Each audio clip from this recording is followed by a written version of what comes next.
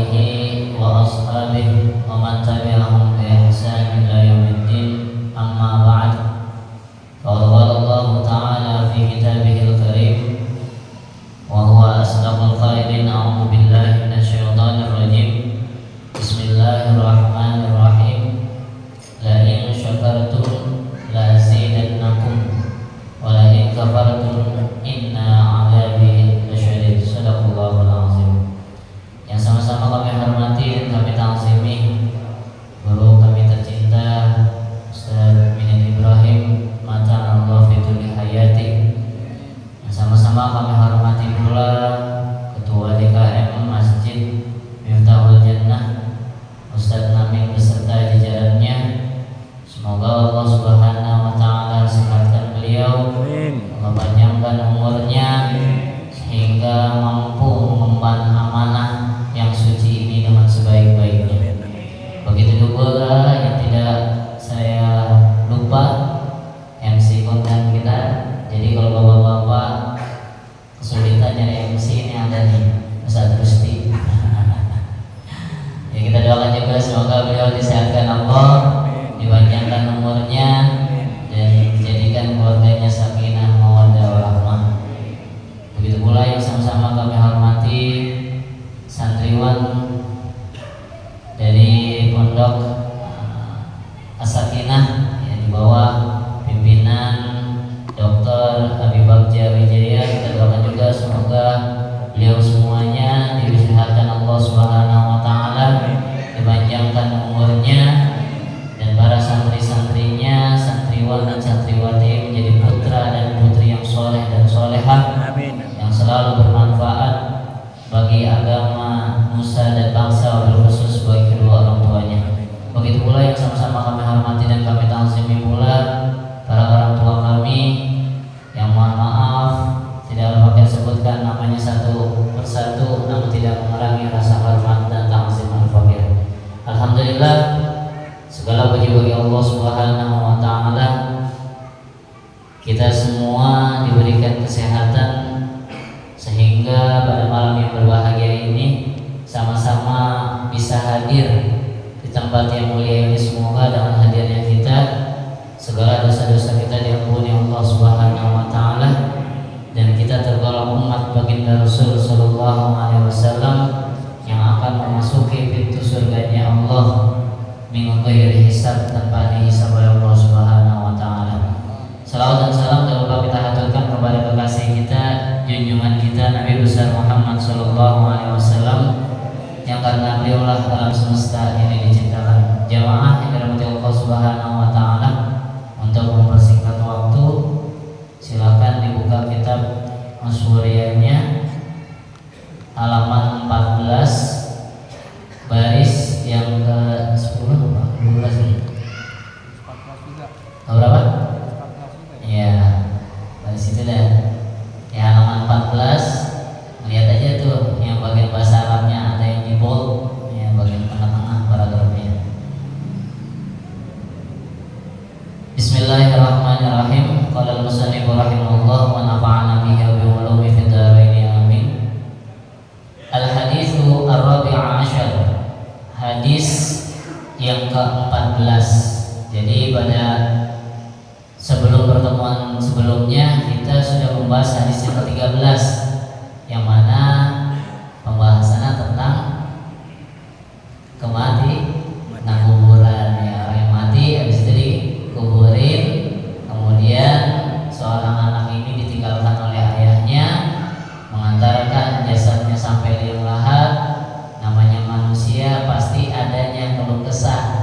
Nah, seorang anak ini ngeluh, ya, wahai ayahku, kenapa begitu cepatnya meninggalkan diriku, ya, kayaknya aku tanpamu bagaikan, ya, masak tanpa garam lah, bisa gitu kan, nggak ada rasa-rasanya gitu.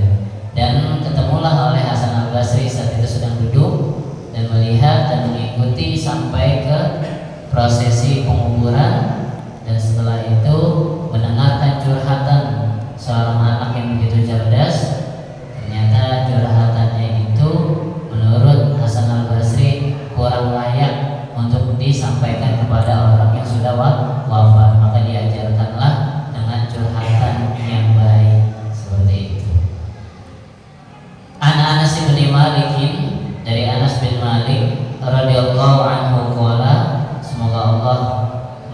di atasnya. Qala, ia berkata, iltaqa Rasulullah sallallahu alaihi wasallam ma'a Jibril alaihi salam. Jadi dari Anas bin Malik, dia berkata bahwasanya Rasulullah sallallahu alaihi wasallam berjumpa dengan malaikat Jibril. Faqala, kemudian Rasulullah sallallahu alaihi wasallam bersabda, hal ala ummati hisabun. Ini pertanyaan baginda Rasul nih kepada malaikat Jibril, wahai malaikat Jibril, apakah umat-umat yang kusayangi ini nanti akan dihisab? Seperti itu. Faqala, maka jawablah oleh malaikat Jibril, na'am alaihim hisabun. Betul, mereka semua nanti akan dihisab. Ghaira Abi Bakrin radhiyallahu ta'ala anhu laisa alaihi hisabun. Kata malaikat Jibril, semua akan dihisab kecuali Sayyidina Abu Bakar As-Siddiq. Spesial banget nih. Ya, kita kan dalam hidup punya orang-orang spesial. Yang udah nikah, ya istri menjadi spesial, anak menjadi spesial. Ya begitu juga para nabi, begitu juga malaikat, begitu juga Allah Subhanahu wa ta'ala. Jadi seluruh umat baginda Rasul akan dihisab selain Sayyidina Abu Bakar As-Siddiq. Nah, kita bertanya, kok bisa? Padahal kita sudah mendengar riwayat sebelumnya, Sayyidina Abu Bakar itu sebelumnya bukan beragama Islam. Itu. Kemudian mendapatkan pembelajaran yang luar biasa karena memperhatikan bagaimana akhlaknya baginda Rasul sallallahu alaihi wasallam sampai jatuhlah cintanya Sayyidina Abu Bakar terhadap baginda Rasul sallallahu alaihi wasallam. Ya, kita sama-sama tahu perjuangan apa yang tidak diberikan oleh Sayyidina Abu Bakar As-Siddiq untuk baginda Rasul sallallahu alaihi wasallam. Jiwanya, hartanya, semuanya diberikan untuk baginda Rasul sallallahu alaihi wasallam hanya untuk li'a'la'i kalimatillah, meninggikan kalimat Allah Subhanahu wa ta'ala. Ya, kita kadang ikut sama orang, ya, melihat ular aja udah takut. Sama kita takut ya. Lah ini Sayyidina Abu Bakar namanya baginda Rasul dibuat dicatok, itu kagak teriak. Nah, kalau kita melihat ular bisa teriak. Sampai Rasulullah menanyakan, ada apa dengan engkau wahai Abu Bakar? Coba, enggak ada apa-apa wahai Rasulullah. Kenapa kamu wajahmu sampai merah begitu? Sehingga saking perhatian Rasulullah, dilihatlah ternyata kakinya dicatok ular. Tapi hebatnya Rasulullah, sekali bedain sembuh. Kalau kita dibedain orang, beracun katanya, insyaallah. Ya, seperti itu. Jadi untuk pengetahuan kita, inilah kenapa Sayyidina Abu Bakar itu enggak dihisab oleh Allah, karena begitu cintanya kepada Allah, begitu cintanya kepada Rasulullah, sehingga Allah pun beserta para malaikatnya enggan untuk menghisab Sayyidina Abu Bakar As-Siddiq. Luar biasa. Yuqalu lahu, kemudian dikatakan kepadanya, ya Abu Bakrin, wahai Abu Bakar, udkhulil jannata, masuklah ke surga. Qala, kemudian Abu Bakar menjawab, la adkhulul jannata hatta yadkhula ma'i man ahabbani fi darid dunya. Ya, kalau bahasa kita gini, aneh gak mau masuk surga sendirian, tapi anak mau masuk surga sama orang-orang yang cinta sama anak di dunianya. Jadi kalau jamaah sekalian sering mendengarkan para pendakwah, baik kiai, habaib, para ustaz, tentang maulid baginda Rasul sallallahu alaihi wasallam, di situ ada perkataan Sayyidina Abu Bakar, man anfaqa dirhaman ala Shallallahu Alaihi Wasallam, barang siapa yang mau menginfakkan, mensedekahkan hartanya agar terselenggaranya acara Maulid baginda Rasul Shallallahu Alaihi Wasallam, kana ma'i fil jannah, maka dia akan bersamaku di surga. Ternyata Sayyidina Abu Bakar begitu, nggak mau ogah masuk surga duluan sebelum bersama orang-orang yang cinta kepadanya di masa hidupnya. Wa 'ala hadza hikayatun bi isnadin muttasilin ila Anas bin Malik radhiyallahu anhu qala. Jadi ada sebuah kisah yang mana sanadnya ini tersambung kepada Sayyidina Anas bin Malik. Qala, kemudian ia berkata, kunna julusan 'inda Nabi alaihi salam.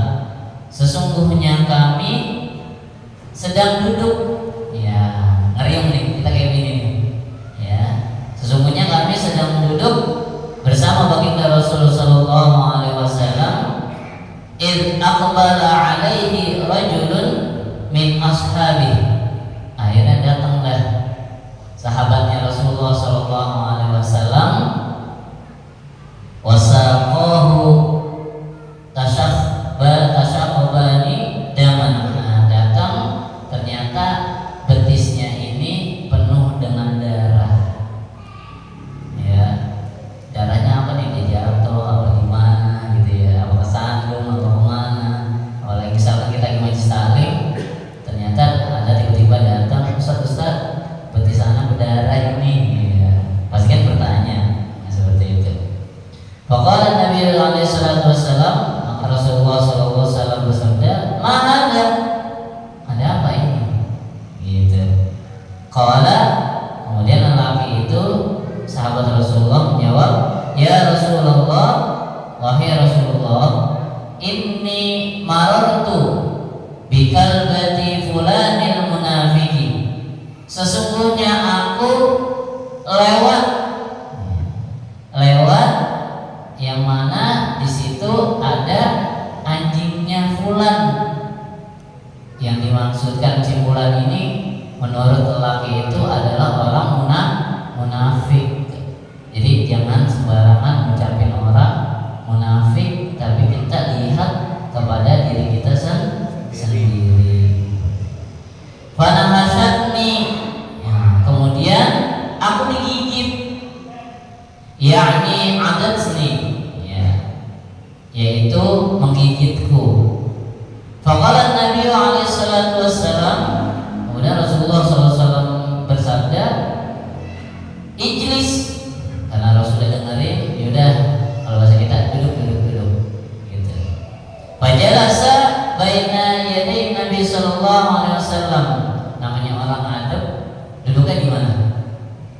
Di depan baginda Rasul sallallahu alaihi wasallam sambil nunjukin, nih betis saya atau lutut saya ini berdarah wahai Rasulullah, gitu.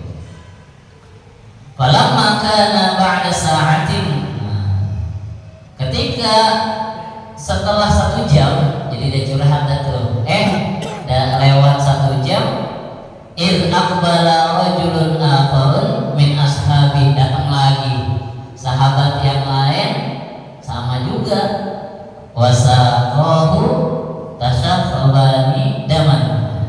Jadi yang orang kedua ini juga datang dengan kondisi betisnya atau lututnya berdarah. Waqala, maka ia berkata, ya Rasulullah, wahai Rasulullah, inni marartu bikalbati fulanil munafiki. Jadi sama ya, orang pertama sama orang kedua alasannya begini, aku telah melewati ada seekor anjing, ya, ada seekor anjing yang mana anjing ini milik si fulan, yaitu orang yang munafik, gitu. Kata si sahabat Rasul yang kedua ini, fanahasatni, kemudian anjing tersebut menggigitku. Fanahadu alaihissalam.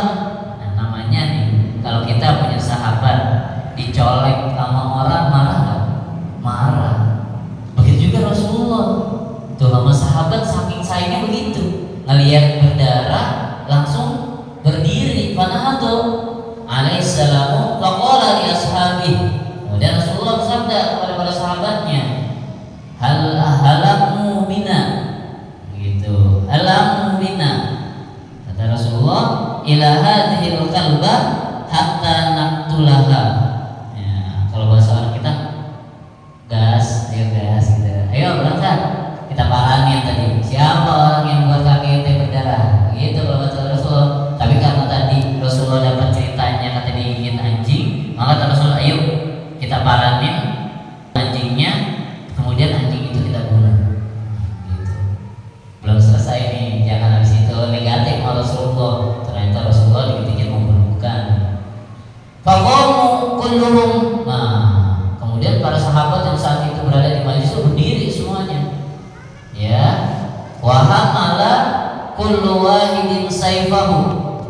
Jadi para sahabat Rasul ini bawa pedang. Kalau orang-orang sekarang tuh yang nggak baik itu, kita ditantangin sama sono, paranin begitu. Kalau ini kagak, beda cerita seperti itu. Falamma atauha, ya ketika tiba, wa radu ayyadribuha bisuyufi, ketika para sahabat Rasul ingin ya menembaskan pedangnya kepada anjing tersebut, faqala, kemudian berkata, ma laki nahasyat hadaini rajulaini. Rasul bilang nih, wahai anjing, kenapa engkau gigit nih betis dua orang tadi? Nih hebat Rasulullah tuh, tabayin ya, nanya dulu nih. Ya kalau kita nanya sama anjing gak ngerti anjingnya gitu. Dia ngomong ya. Faqalat, kemudian anjing tersebut menjawab, ya Rasulullah, wahai Rasulullah, inni kalbatun ma'mur.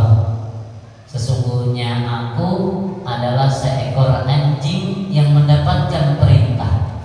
Nah, biasanya kalau anjing yang mendapatkan perintah suruh nyari bukti-bukti kan begitu ya. Tapi ini beda nih, ya. Ini kalbatun ma'murah bi an anhasya, yang mana perintahnya kepadaku dari majikanku untuk gigit dua orang tersebut. Insyaallah suruh gigit itu.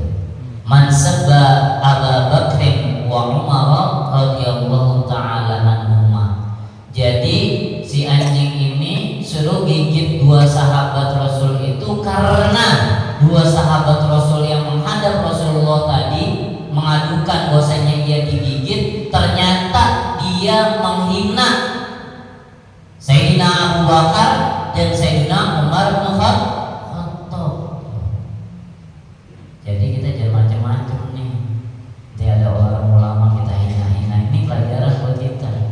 Ternyata ulama yang kita hina, orang yang benar-benar alim soleh, itu bisa berbalik kepada diri kita. Lebih baik lisan kita gunakan untuk berzikir, memohon ampun kepada Allah Subhanahu wa taala. Qala Nabi alaihi salam, Rasulullah sallallahu alaihi wasallam bersabda, ya hadani, wahai dua lelaki, ama tasma'ani ma taqulul kalbatu, tidakkah engkau berdua mendengarkan apa yang telah disampaikan oleh anjing tersebut? Qala, berarti dua orang nih. Maka dua lelaki itu menjawab, ya Rasulullah, wahai Rasulullah, inna kunna taibain, sesungguhnya kami berdua bertaubat ya Rasul, ya, ilallahi wa rasulihi, jadi bertaubat kepada Allah beserta juga kepada Rasulullah. Walhamdulillah ya rabbil alamin, dan segala puji bagi Allah. Nah, jadi ini kan ngajarin kita,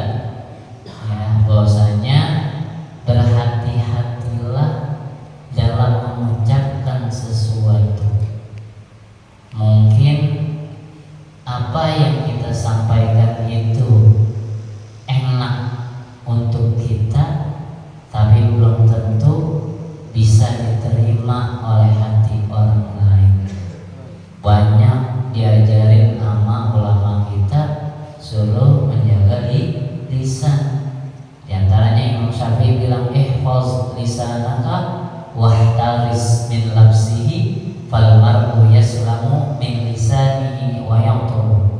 Jagalah lisanmu, jagalah ucapanmu dan berhati-hatilah dengannya.